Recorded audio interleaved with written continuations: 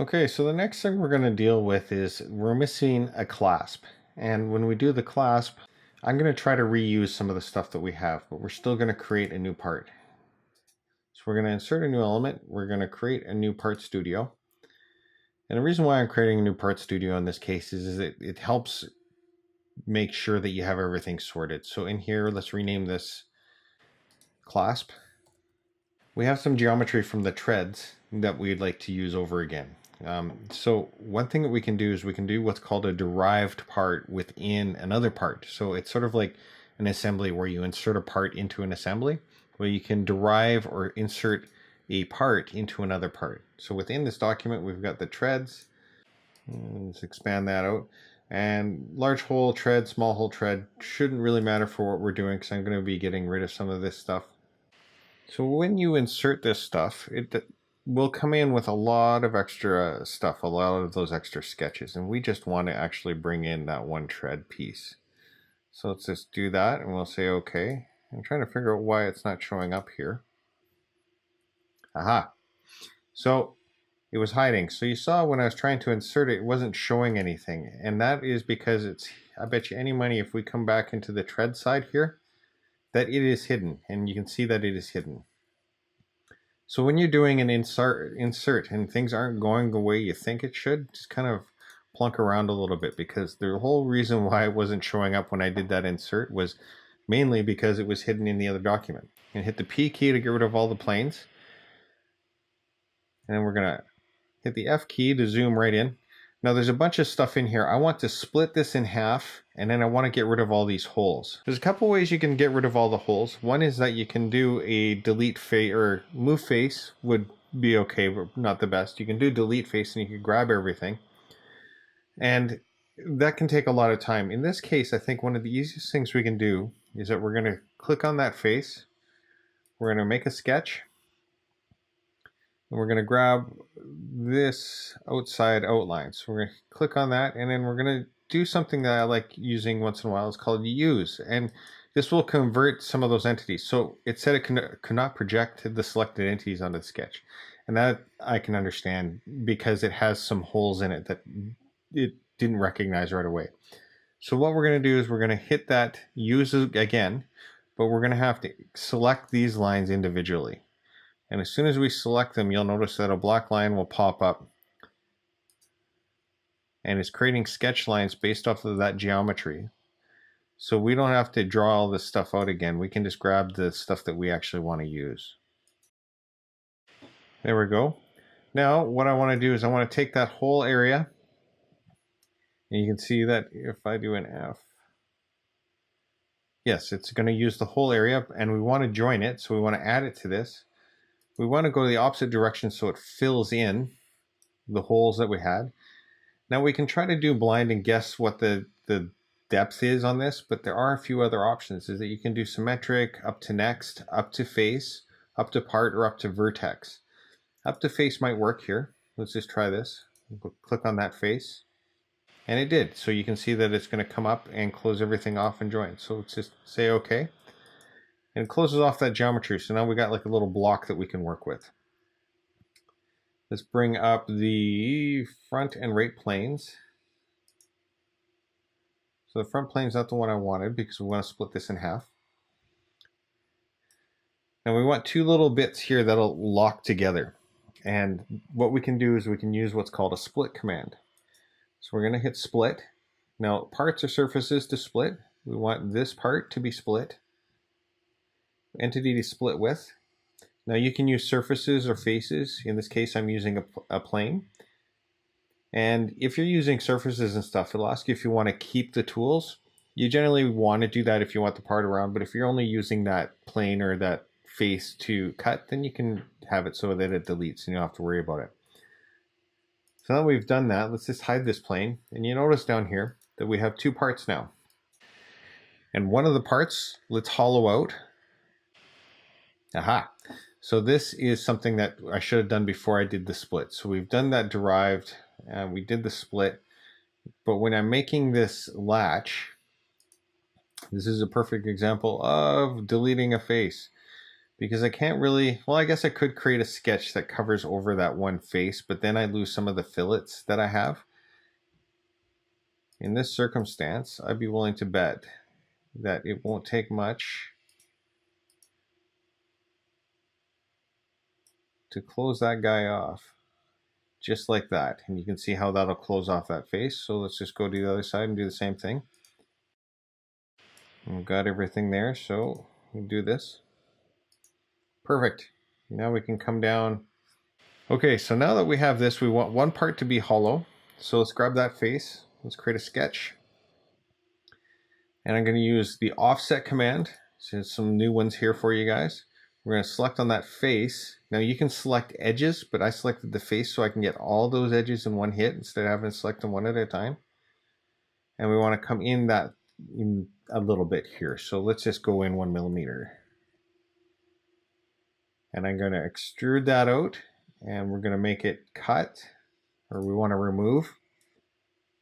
And the merge scope, we only want it to cut out of that one piece, not both of them. So let's just do that.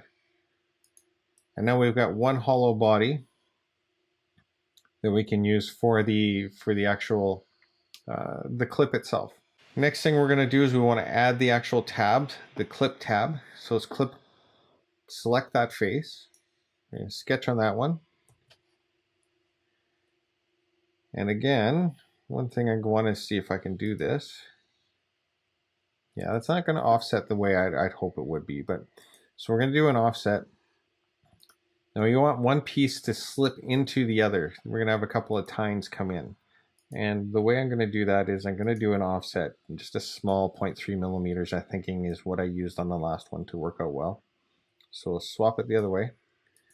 Now I'm going to click outside of here, and as soon as I click outside of here, it will allow me to put in a dimension. So let's just do 0.3 millimeters, which is perfect. Whoops, I exited out of that sketch. No worries, I can always come in and edit. And create another line. Gonna make it a construction geometry, and I'm gonna come across here because I'm gonna make two forks. One's gonna have a little tab that will grab onto the outside edge of this guy, and the other one is just gonna be nothing more than a guide sort of fork. But saying that is I actually need it to be offset a little ways. So let's say that I want a 1 millimeter latch, or 1 or 2 millimeter latch. So we need 3 would be the minimum. So 1.5, yeah, that should do. Just kind of doing this one by eyeball. And again, we're going to use the mirror line and this guy. So we got all that set up. Now, one thing you'll notice is in that sketch, I've got a couple of things that are overhanging here. Now I can trim them out. I can come in here and I can trim, and I can get rid of that extra stuff and get rid of those little blue points. And generally that's a good idea. You do want to do that as much as you possibly can. But now with this here is I want to extrude this, or these tabs out. And I don't want just the whole sketch. I want specific parts of the sketch to be extruded. So let's get to a view that I like. And we'll go to there and there. And you can see that those two tabs are coming out. I'll need 25 millimeters. I'm thinking 21 should probably do. Yep. And we'll say that that's okay. Now we're going to add this, but we're going to add it to one specific part. So we got to make sure that it's being, the merge scope is that it's being added to this piece. So now we're most of the way through on making this little snap. I have this one tab, this piece out here, so that I can create a long tab, or a latch piece that comes onto here. And for that, I'm going to zoom out sometimes to see where everything is. So that's, I want to do the front plane. Sketch on that. I just want to do like a little bit of a bump here, a little triangle, and we're going to attach this to this part. So let's just fit this in. So I want to make that line coincident with that one, so I can hit the I key to do the coincident mate. Then I'm going to hit the D key to get a dimension. We want to always give a little bit of clearance. 1/2 millimeter just to be on the safe side to make sure everything's good. The height of this, now remember we have about 3 millimeters in here. That'll allow us about 2 millimeters of a sort of a latch area, and you can see 1.9 seems a bit big, so we'll do 1.75. And finally we want to take this guy, whoops, didn't want a dimension, so hit escape, hit that point, hit the I command, and we have that. So now we're going to extrude this out to create that little tab that we will use. Again, we want a symmetric. Let's come out. Don't have to have something that is fully engaged. So let's just go to 10 millimeters should be plenty. Okay, so now we got a tab, and this face, we want to move that one face so that it doesn't need to stick out as far as the other tab does. So we'll take that back, put it inside of here somewhere so it doesn't bunt up against somebody's arm or anything. That should be good. One thing too is if you highlight or you click on a part, you'll notice that it highlights sort of the last feature that it was a part of, and the actual part down here. So we can use the eyeball to hide things. So now we can start taking a look at this and going, okay, so I want to make things nice and smooth so that they don't hurt anybody and you don't end up scarring somebody because of the edges are too hard. So let's do a 5 millimeter. Oh, that looks pretty interesting. A 5 millimeter fillet to get rid of those corners. Do another 1 millimeter fillet to clean up things here.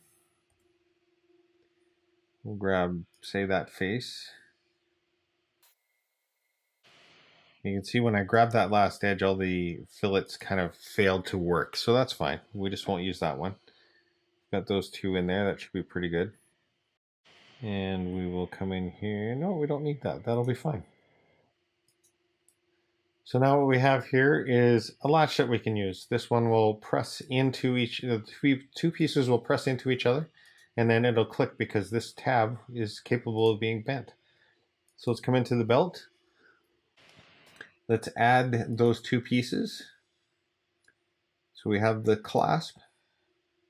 I can add them both at the same time, or if I wanted to, I can go and insert them individually, two individual parts, but we're going to choose to put them both in at the same time. Drag that out here. Now, because they're two separate parts, even though that they were inserted at the same time, you can separate them.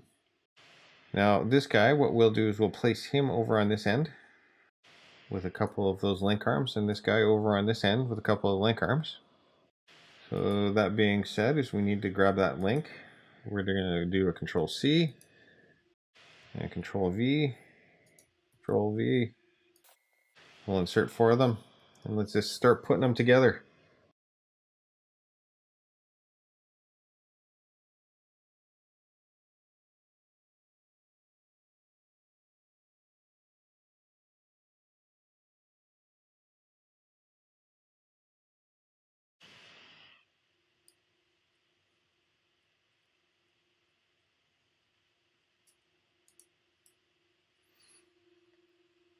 Okay, so there we go.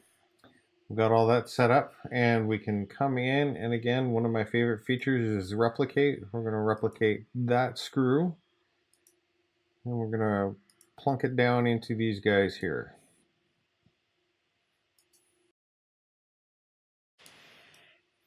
And now we're all done. So now what we have here is a 3D printable clasp, or basically bracelet that you can make. You can insert your own bits into this thing and be able to use it. Now I've used this, surprisingly I was playing with it the other day with the Phillips, and I took a 2-inch number 8 screw out of a 2x4 with it. So actually has a reasonable amount of strength, which kind of surprised me. Please give me a thumbs up below if you like this video, and leave any comments or questions you have below as well.